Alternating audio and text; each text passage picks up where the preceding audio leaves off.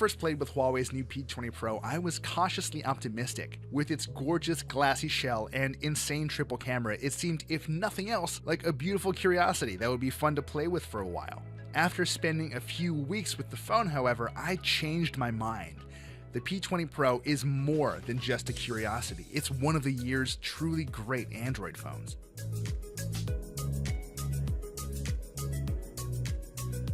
We've got a lot of ground to cover, but can we just take a moment to look at this thing? Our review unit obviously has that blue and purple gradient finish that Huawei is so proud of, and with good reason. It's absolutely stunning. This twilight finish won't work for everyone, but damn it, it works for me. This is just the kind of different I'd like to see more of from smartphone makers. Huawei's build quality is downright excellent too. When it comes to construction, I would put the P20 Pro right up there with the iPhones and the Galaxies of the world. That said, I've had this phone for a couple weeks and it's already showing a fair share of nicks on the front and back. It's an unavoidable truth that a phone without a case is going to get a little messed up, but honestly, there is no way that I could put a phone like this into a case. At the very least, the whole body is rated IP67 for water and dust resistance, though it does, sadly, lack a headphone jack. The front of the phone can't help but be less striking by comparison, but there's still a lot going on here. Huawei went with a 6-inch AMOLED screen running at 2240 by 1080, and there's honestly not a whole lot to write home about here. Colors were bright and accurate, and the blue cast that sometimes affects OLED displays wasn't an issue here. Really, I just wish it was a little brighter. It's perfectly fine indoors, but it's finally starting to get nice out in New York City, and the screen is sometimes tough to see in broad daylight. Meanwhile, the screen's oddball proportions have proven to be pretty helpful. The 18.7:9 aspect ratio means it's a little more than twice as tall as it is wide. That decision makes the phone really comfortable to hold onto for long periods of time, and it gives you some flexibility when it comes to the notch. Like it or not, 2018 is the year of the notched smartphone screen. In this case, the notch houses a 24-megapixel front-facing camera, which I'll get into more a little bit later. Because the screen has that slightly longer than usual aspect ratio, you can actually toggle a setting to hide the notch entirely and still see everything you need to on the screen. Personally, I think the notch is a small price to pay for having near edge-to-edge displays, but it's nice to have the option just in case you hate them on principle. Beneath all of that, you'll find a fingerprint sensor that does a whole lot more than just quickly unlock the phone. It works well enough at that, don't get me wrong, but it also pulls double duty as a navigation tool if you let it. If you're like me and you want to make use of every possible iota of screen space, you can assign the controls for going back, going home, and launching recent apps to taps and swipes of that home button. I don't think it's quite as elegant or intuitive as the iPhone X's gesture controls, but they get the job done just fine. Inside the phone, things are a little more conventional, or at least as conventional as Huawei's Pro phones get. The P20 Pro packs the same Kirin 970 chipset with the neural processing unit as Huawei's Mate 10 Pro, not to mention the same 6GB of RAM and 128GB of storage. All told, we're still working with a chipset from last year, so the P20 Pro is not as effortlessly quick as some of the phones with Snapdragon 845s we've already tested. Some apps also have a tendency to run slightly choppier here than on other phones we've tested recently, though that might be because of underlying software issues Huawei needs to iron out. Overall though, the P20 Pro still packs enough power to handle most tasks without breaking a sweat. Just don't expect flawless performance when you break out the heavy-duty games. Intense titles like PUBG Mobile occasionally felt choppy, though not to the point of frustration. On the software front, the P20 Pro runs Android 8.1 Oreo, painted over with the latest version of the company's EMUI interface. I'll be honest, it wasn't that long ago that I hated EMUI and basically everything it stood for.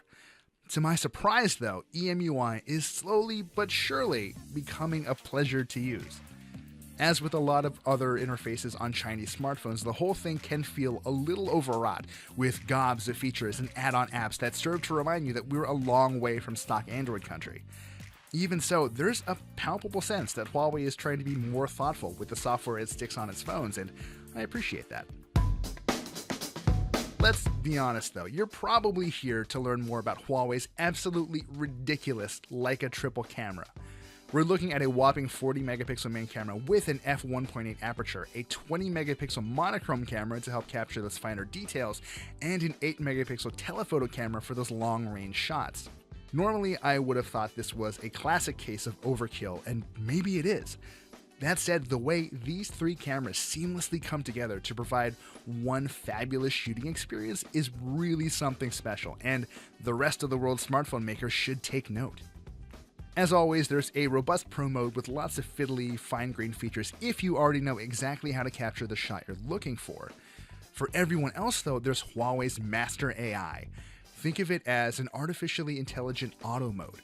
Huawei has trained the P20 Pro to be able to identify hundreds of different shooting scenarios and adjust the camera's settings accordingly.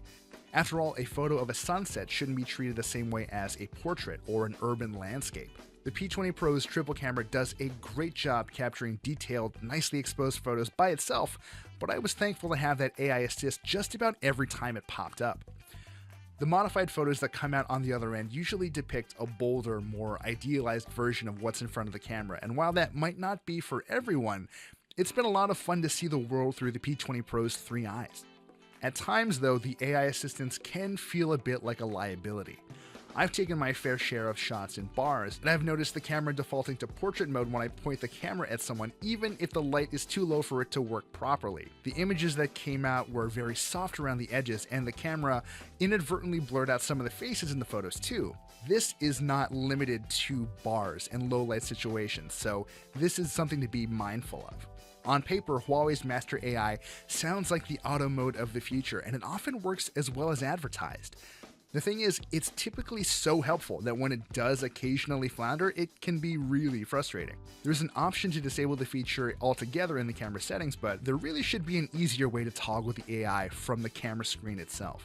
While the AI can activate it when necessary, we need to talk more specifically about the P20 Pro's night mode. It's absolutely spectacular. You can check out our full written review for more insight into how it actually works, but long story short, night mode captures multiple images over the course of 4 seconds and combines them into a single shot. They're not exactly long exposures, they're just multiple images stitched together. The results are mostly noise-free, surprisingly bright, and packed with a lot more detail than I expected to see considering I was shooting in the middle of the night. To be fair, the results aren't always perfect. If you're snapping a landscape that has people milling around in it, expect those people to look blurry in the finished product. And while it works very well in really dark, and I mean really dark, conditions, the difference in quality between a night mode shot and a regular auto mode photo is a lot harder to spot when there's at least some ambient light. Considering just how well this feature works though, these minor stumbles are pretty easy to live with. And of course, those three cameras come together for what Huawei calls hybrid zoom.